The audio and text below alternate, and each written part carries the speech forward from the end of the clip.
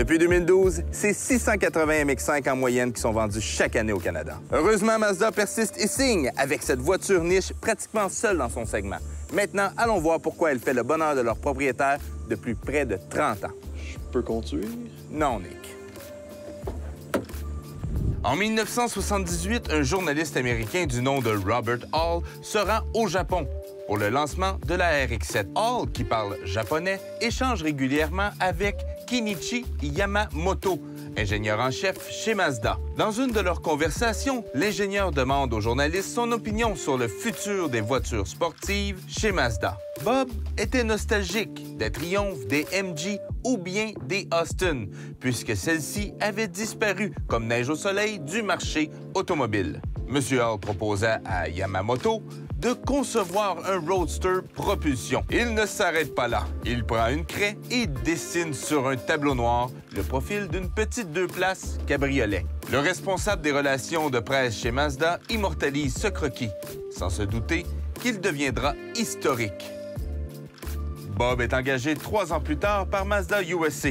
Et c'est lors d'une rencontre avec l'ingénieur qu'il remet sur la table l'idée de la petite biplace propulsion. Le projet voit le jour, mais à une condition, pas sur les heures de bureau. Une fois le design quasi final, il le présente et tout le monde tombe sous le charme de la Miata. Et c'est un go pour la production, à condition qu'elle soit fiable, légère, propulsion, facile d'entretien et surtout agréable à conduire.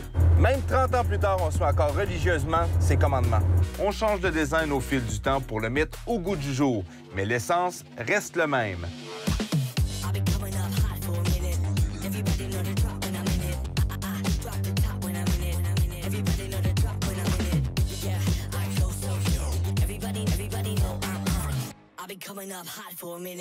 La MX-5 est le cabriolet biplace le plus vendu au monde. Quand même facile, puisqu'il y a peu de compétition et que la seule voiture à véritablement être dans la même catégorie en Amérique était la Fiat 124 Spider. Mais Mazda ne s'assoit pas sur ses lauriers pour autant. Elle continue de perfectionner son Roadster et même d'y rajouter une déclinaison. C'est là que la RF pour Retractable Fastback apparaît. Un toit rigide qui donne un look plus haut de gamme avec un fini mieux exécuté. Autre, lui donner de la gueule, on améliore l'insonorisation sans même perdre 1 centimètre de place dans le coffre. C'est pas parce que Mazda avait des problèmes avec leur toit souple qu'ils nous ont proposé la RF. On peut avoir des problèmes avec des toits souples?